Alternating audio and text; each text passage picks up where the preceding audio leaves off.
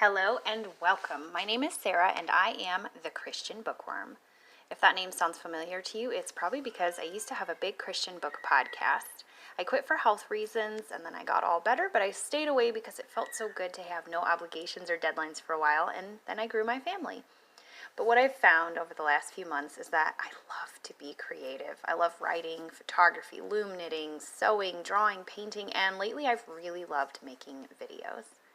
I don't love to be in front of the camera, so I'm looking forward to getting creative and sharing the little things I find beautiful and comforting, the things that add a splash of delight to the teacup that is my life, and I hope that at least one person out there enjoys that. And if not, well, I think probably oh well, because I'm just here to have fun chatting about books with people who like to read the same books I like to read and have the same desire to keep growing closer to God and keep growing closer to the better, more good and kind and loving person I know that He created me to be. I'm not interested in perfecting this new craft or spending thousands of dollars on equipment or mastering an algorithm and becoming the best YouTuber. My kids will be loud in the background sometimes. I will get busy parenting them and forget to make a video for a while and then feel inspired and excited and rapidly put up 3, and I'm good with that. I'm just going to do this my own personal way and enjoy the process. I love to read, and I usually have a decent number of books to talk about.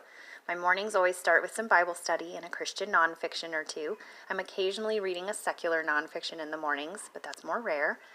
I homeschool my children, and I'm forever reading and checking kid books for them, both Christian and secular, and I love to wind down with a chapter or two of a good Christian fiction in the evening. I also listen to audiobooks when I cook and work out, so I get through quite a good number of books each month, and I really can't wait to tell you all about them.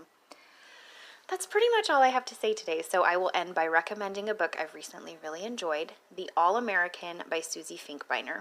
This book is set in the 1950s, and it was a fun, baseball-heavy coming-of-age story.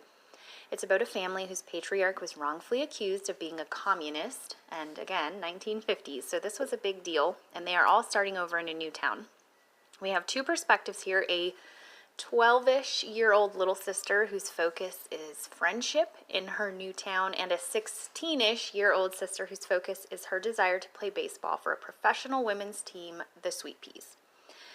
Baseball is not my jam, and in fact, I really don't much care for it at all, but I really did enjoy this one, and I think it made for a really great spring read. Another added bonus with this one is that there wasn't really any romance at all, so if you're in a good place, or maybe I should say if you are not in a good place to receive a romance story, this would be a great one to pick up.